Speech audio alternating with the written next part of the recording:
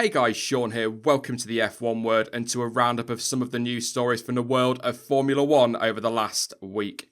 Now first off, Formula 1 has pushed through technical changes for 2019 which will hopefully see an improvement to overtaking opportunities in the sport. The changes were voted through on April 30th, the last opportunity for rule changes to be made without the agreement of all teams. These changes include a simplified front wing with larger span and low outwash potential, simplified front brake ducts with no winglets and a wider and deeper rear wing. Using the collision between Daniel Ricciardo and Max Verstappen in Baku as an example, Ross Brawn stated, "I would like to highlight a technical point. Once Daniel had settled for his line and Max had changed direction blocking that line, the Australian became a passenger. The downforce loss experienced by Ricciardo in the wake of Verstappen's car would have made it unstoppable."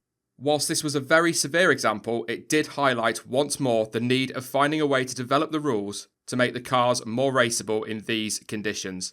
The decision of the strategy group and the F1 Commission taken yesterday aimed at promoting closer racing and more overtaking for the 2019 season is definitely an important step. It's also important to note that the decision has been taken after an intense period of research into the FIA's proposals, which were made with the support of Formula 1 and conducted by a majority of the teams. Despite these changes getting the go-ahead, it is believed that 6 out of the 10 teams are opposed to the changes, and according to Autosport sources, Ferrari, Red Bull, Renault, McLaren, Toro Rosso and Haas all voted against the proposals. It is also unclear as to whether or not Ferrari will use their infamous veto to block these changes. Staying with 2019 for a moment then, and Liberty Media are planning another Grand Prix in North America and have proposed a race around the streets of Miami which could take place as early as next season. Although no date has been officially set, there is talk that the race could take place in October 2019, possibly around the time of the current US Grand Prix in Austin. Sean Bratches said, "We appreciate the community's interest in hosting a Formula 1 race and look forward to working with local officials and stakeholders to bring this vision to life. Miami's status as one of the world's most iconic and glamorous cities, combined with its robust tourism infrastructure, makes Miami the perfect destination for Formula 1 and its fans." The Miami City Commission will vote next week on the proposals and, if approved, would see F1 return to the streets of America for the first time since 1991. So I think this needs to be the topic, if you like, for the question of the week. Looking at that layout, do you think a Miami Grand Prix is a good idea? Are you excited, or are you sick to death of street circuits in Formula 1? Let me know your thoughts in the comment section down below. Red Bull Racing and Honda have begun talks over the possibility of the Japanese manufacturer supplying the team with power units from 2019 onwards. Although the talks, which took place ahead of last weekend's Azerbaijan Grand Prix, were apparently only to effectively set out each party's stalls for further negotiations, they were still said to be positive.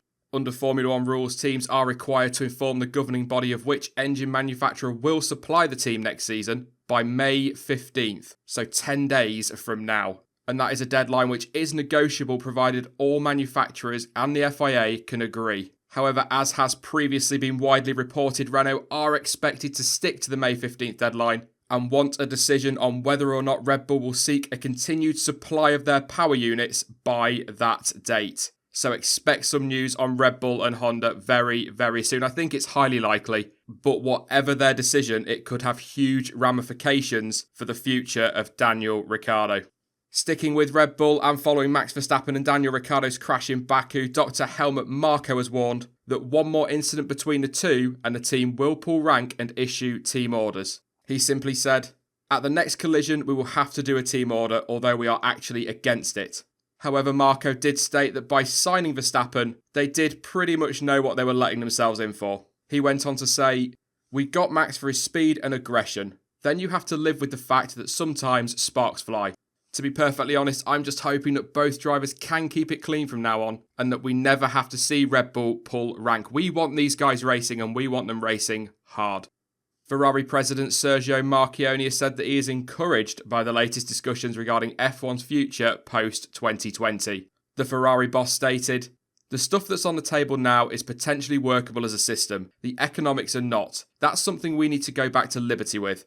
I think we now have enough of a basis to try to start having meaningful discussions, and hopefully we'll get it all resolved by the end of this year, one way or another."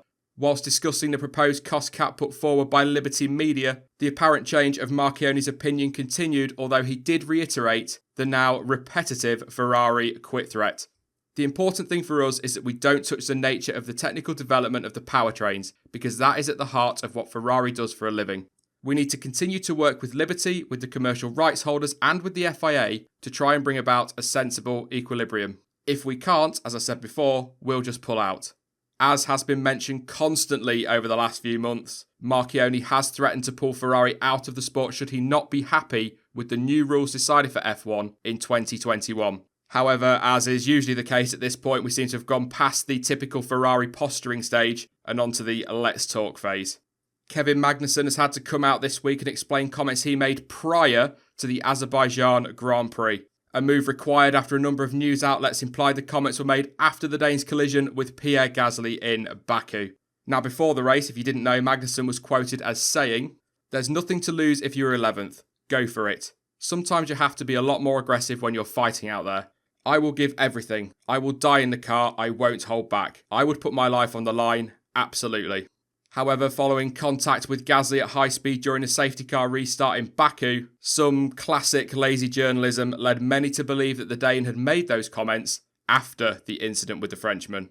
The Haas driver therefore took to social media to clarify his comments, and K-Mag also explained that the apparent squeeze he put on Gasly was unintentional and that he has apologised to the Toro Rosso driver since. He wrote on Twitter, "The interview was done before the race in Baku and is not minded on the incident with Pierre in the race. I didn't squeeze Pierre on purpose and have apologised to him many times after the incident. I don't want to die in a racing car. I was expressing my willingness to give absolutely everything in my power to achieve success. Success to me obviously isn't having accidents or getting penalties, but finishing races as high a position as possible. I am living my childhood dream of racing in Formula 1 and I've put my whole life into achieving that dream. So it's only natural for me to be giving absolutely everything I've got to achieve success in racing. And the day I no longer do that, I will retire from racing immediately." Frankly, although his comments could have probably been worded better in the first place, the fact he has felt the need to clarify those comments is absolutely ridiculous. But that just seems to be the way things are at the moment. Had that comment been made 20 years ago, people would have been applauding his passion and his drive to succeed, but I'm not going to start a rant on that one. And finally, Pastor Maldonado has said that there is no point in him seeking a return to Formula 1. Maldonado was asked by racefans.net at Spa if he had any plans to return to F1, to which the Spanish Grand Prix winner simply said, "Not at the moment, there is no point to go back." Good. That is it from me. I will be back tomorrow at 6 PM UK time with Jonty & Co for our usual Sunday live stream. In the meantime, though, you can follow me on social media. Links to Instagram, Twitter, Facebook and to Discord are all in the description down below. But as ever, thank you for watching. I've been Sean. This has been the F1 Word, and until next time, goodbye.